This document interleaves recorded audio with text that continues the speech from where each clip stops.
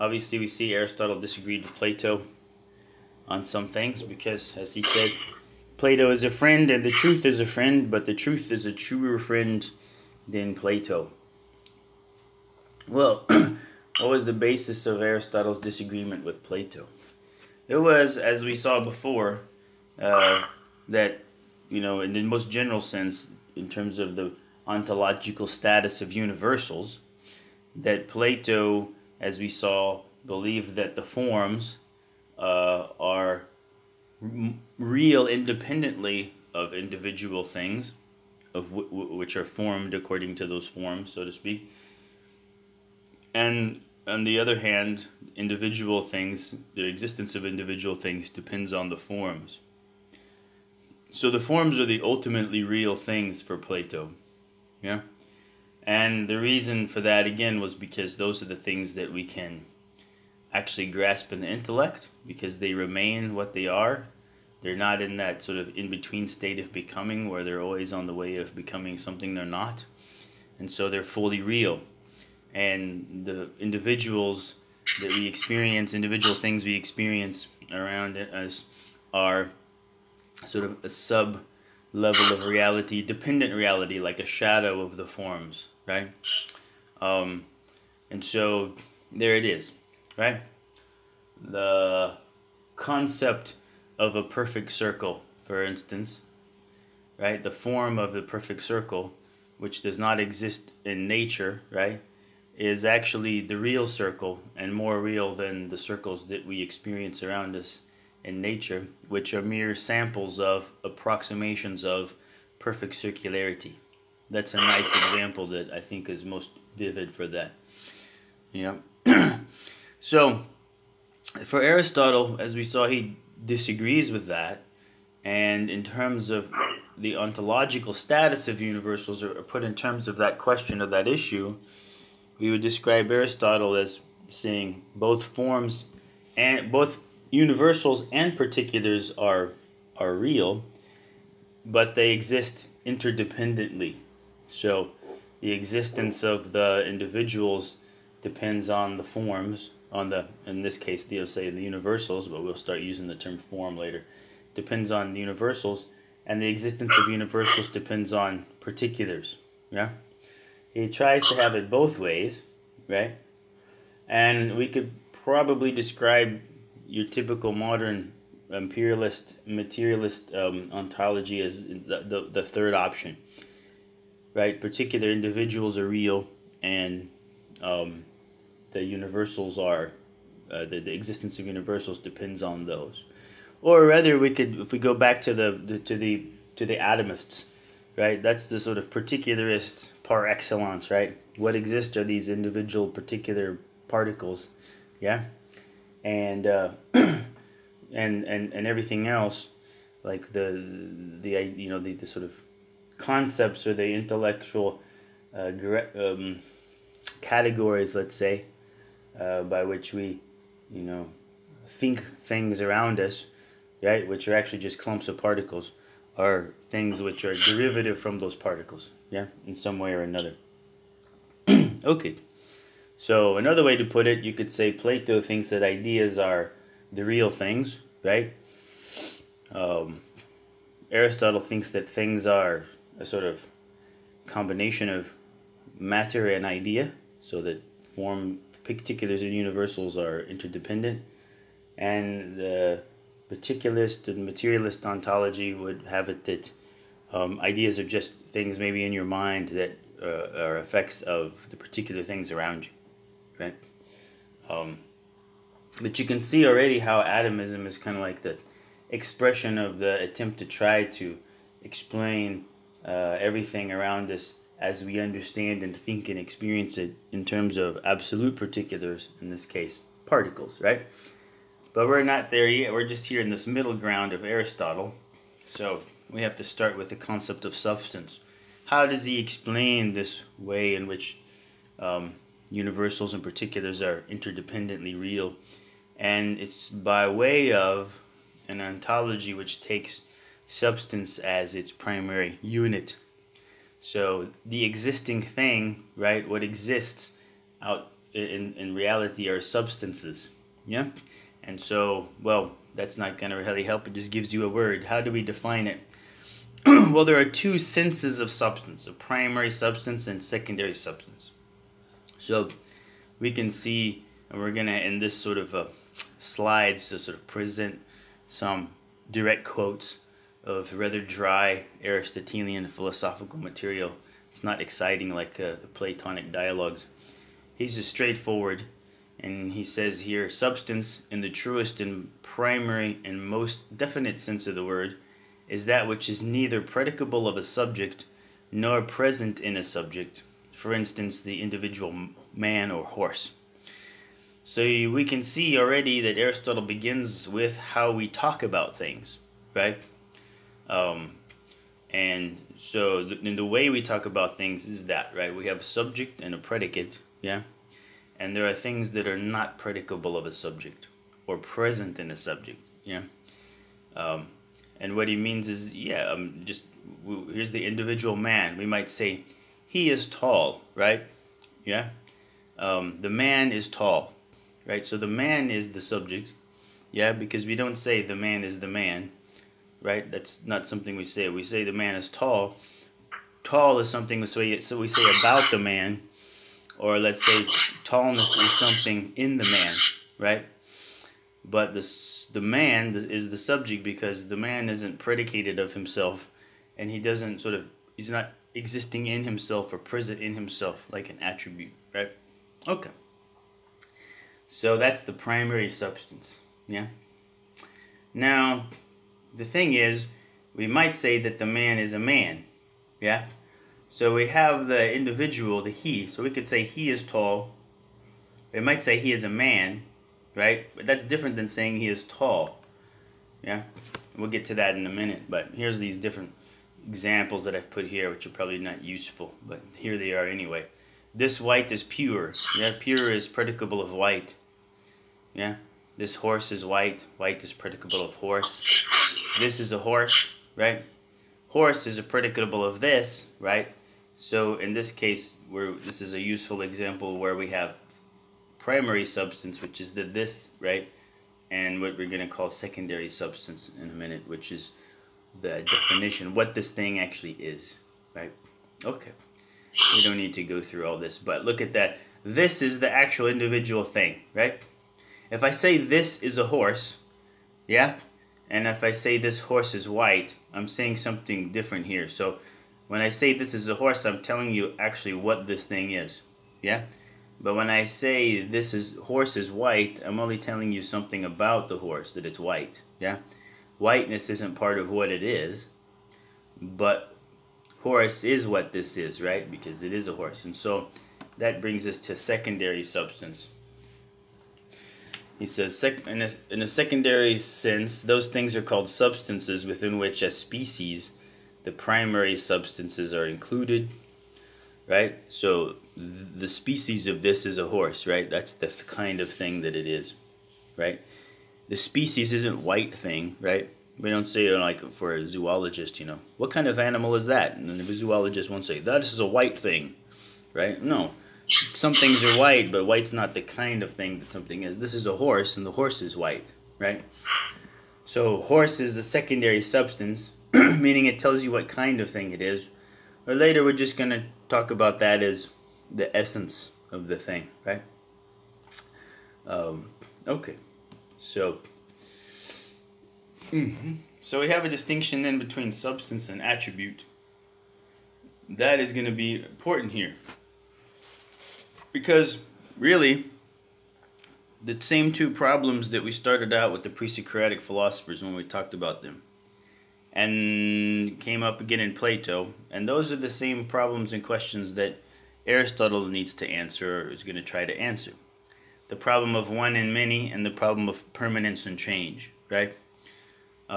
So all of the different theories, if we're taking the two sort of opposite extremes, maybe the Plato and the atomist, right? Each of their theories is sort of formed as a way to try to answer these two questions, right? How can we have many of one, right? And yet it's somehow one and many, And how can something change when change entails something being what it's not, right? So Aristotle needs to solve those problems as well. And substance and attribute, this distinction between substance and attribute is what he's gonna, one of the main ways he's gonna use to do that, right? So everything except primary substance is either predicable of a primary substance or present in a primary substance, right? Animal is predicated with the species man, because when you ask, well, what's a man, the definition is rational animal, right? Therefore, of the individual man, for if there are no individual man of whom it could be predicated, it cannot be predicated of the species man at all. All right, what did he say there? If there were no individual man of whom it could be predicated, it could not be predicated of the species man at all. Right? If it were Plato, right, he would say, okay, man is a form, right? There's a form of human, and that exists independently of individual people, yeah? But here, Aristotle is saying, no, if there were no individual humans, there would be no species human being, right? And so there wouldn't be anything you could say that is an animal, that the human being is an animal. The whole of it all depends on the existence of the individual members of the species, right? The specimen. However, the species is part of what the specimen is. So you can't throw out the universal and have only the particular, as say the atomist would, where you just have particles and then you're left figuring out how to get to, how do you get back to the world of regular things, yeah? So again, color is present in body, therefore in individual bodies. For if there were no individual body in which it was present, it could not be present in body at all. Okay, so attributes, right, exist in substances, right? They're predicable of substances, as he says, or present in a primary substance. So there's a distinction between substance and attribute. And if you recall, the problem of change was just that. It seems like if something changes, then something has to stay the same. So how can anything change, right?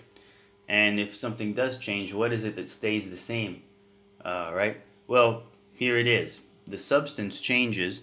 No, I'm sorry. The substance stays the same and the attribute changes, right? So, if something changes, what stays the same there has to be the substance, and the thing that changes is the attribute, yeah? If the substance were to actually change, then that thing would cease to exist, yeah? So the whole question here was how to distinguish in between change and coming to be or ceasing to exist. And it's easy to remember. Parmenides says, yes, we can distinguish between existing and not existing, right? But something can't come to be or cease to exist, because that would mean that something would come from nothing, and nothing is not a thing anything can come from.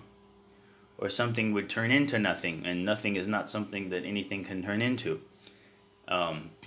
And so, for him, change is impossible, right? For that reason. Well, we have it that, something has to remain the same, and something else, changes and ceases to exist. So for Aristotle, if we said the horse was white, right? I suppose you could dye the horse's hair to make the horse purple or something, right? In which case the horse would change from being white to purple, but, right, the horse doesn't cease to exist because it's still a horse. It still has its substantial essence, its secondary substance, right? But if you were to remove the property which is part of its secondary substance, remove part of what makes it a horse, then it would cease to be a horse, right? So the horse would cease to exist, yeah? Now that leaves the question, how does that not violate the rule of Parmenides, that what is and what is not is not? Because that rule was saying that, something can't just cease to exist or come into existence, right? For example, it seems like at least we've brought purple into existence and we've destroyed the white, yeah?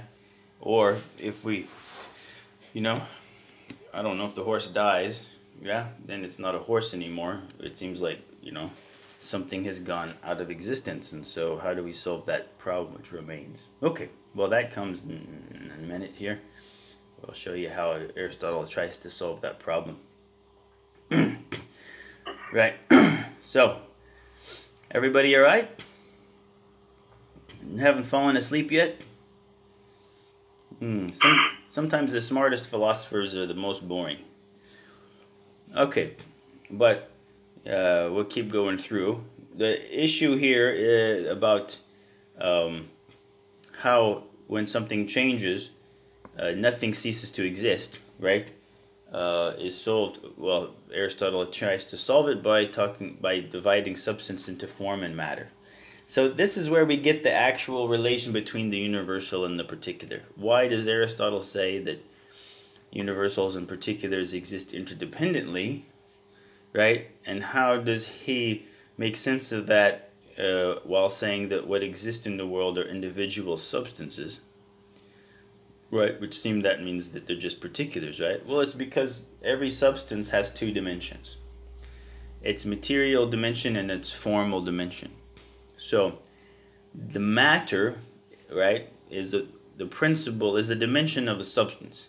Now we kind of, the pre-Socratic philosophers thought of maybe a stuff that everything's made of, like when they would think that everything's made out of water, or everything's made out of air, or when they were, those who were looking for a stuff that everything is made of.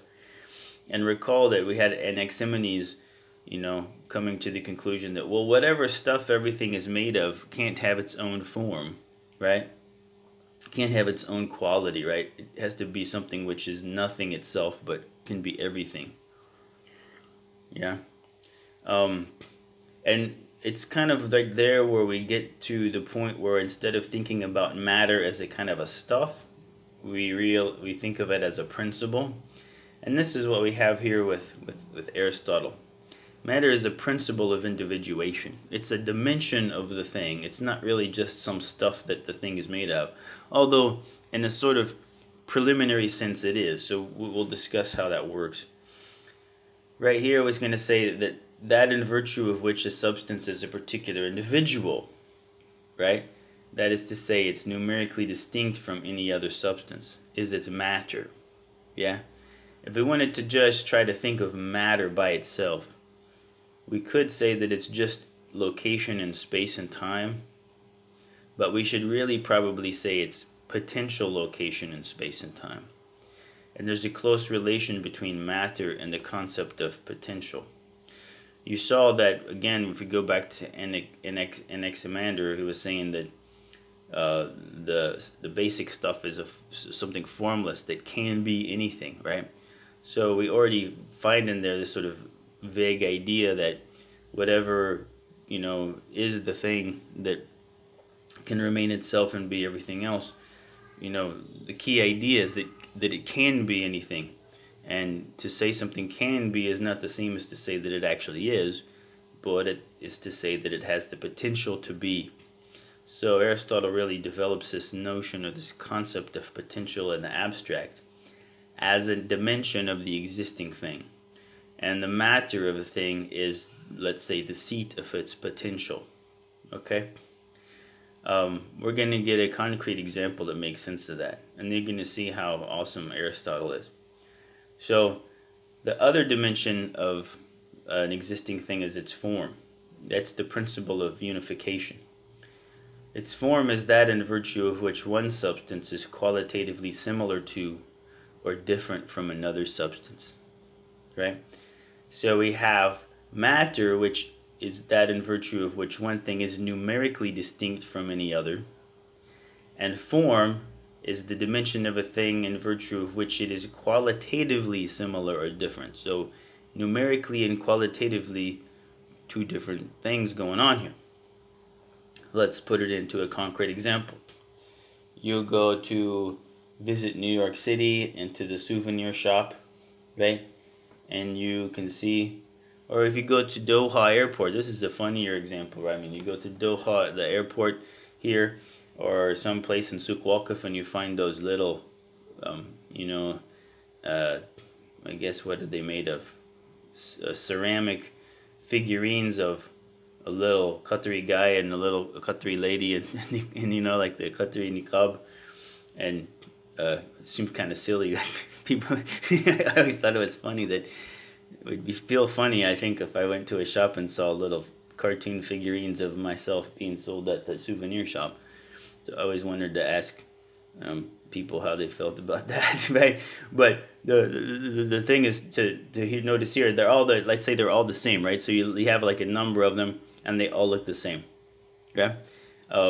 So each one though is different. So if you were to say, like, I want the figurine of I want the statue of the Qatari, and the person could say, well, which one? There's like 12 on the shelf, right? So there are 12 of them, but they're all the same, yeah. So there's like 12 of them with the male Qatari and 12 of them with the Qatari woman statue, and well, they're different from each other because, right, qualitatively, 12, one group of 12 is qualitatively different from the other group of 12, yeah. But within the group, they're qualitatively the same, similar, right? So each of the statues of a Qatari man are the same as the other, exactly, right? Whereas they're different numerically because there are 12 of them. So what makes them numerically different? Well, they're made out of different chunks of ceramic, that's right, or clay. Let's say if it's a clay statue, or if it's plastic, I don't know. Doesn't matter, right?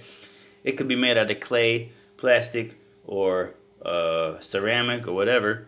But each one is made out of, or formed out of, a different chunk of stuff, right? A different, amount, like sort of sample of stuff, I suppose, yeah. So they're the same in form, but they're different in matter, right? And it's the difference in the matter. What one matter is different from another there because they're both ceramic, and that one's in a different place and at the same time as the other one is, right? All right. Everybody okay with that? I felt like I stumbled through that example, right? Yeah. If you got any question, let me know. I think it should be hopefully clear. Don't be shy, because if you are, then okay. People are typing, yeah. So I don't have my thing. I see. Okay, Rakshana just typed something, but I haven't put my chat thing up there. What do we see? Okay, good. Yeah, looks like you were talkative, Rakshana, and I had totally missed. You said same, yes, okay. I don't know what those are about, but at least you're here and you're alive. I'm glad you're alive. So, form and matter. Now, what do I want to say about this? That matter is not really just the stuff that something's made out of. And the reason we can know that is because I've already said that this statue could be made out of clay, or it could be made out of ceramic, or it could be made out of plastic, right?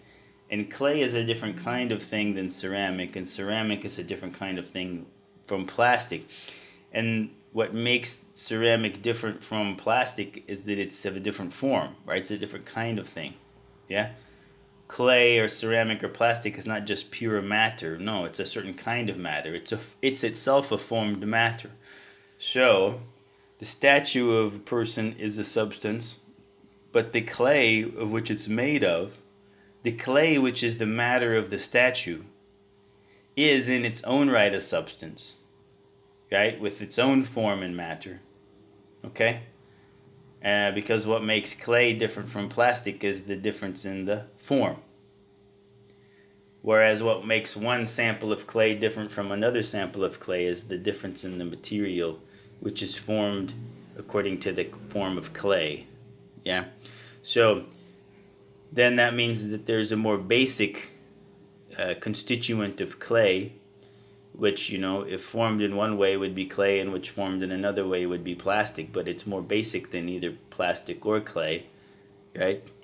And the question Aristotle asks then, if we keep going down that way, is there a such thing as prime matter, which is just matter with no form?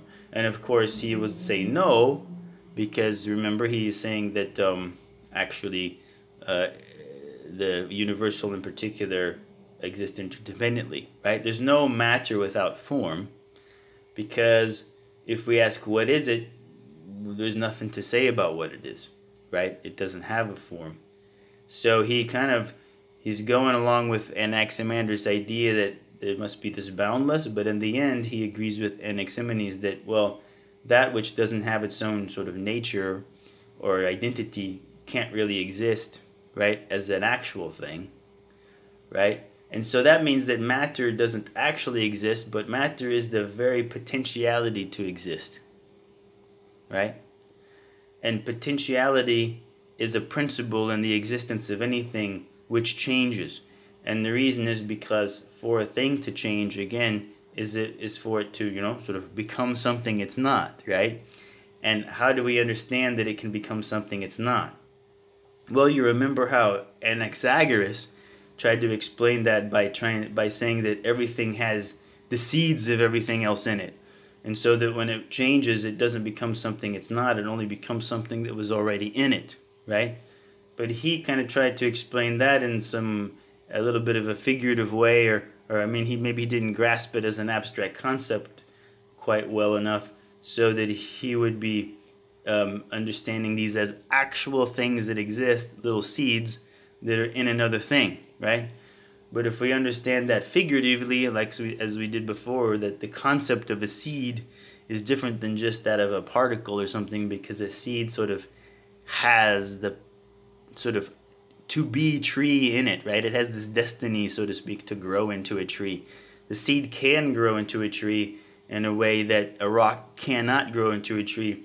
So the seed has in it this sort of canness, right? It has something, there's something about it which is the fact that it can be something which it's not.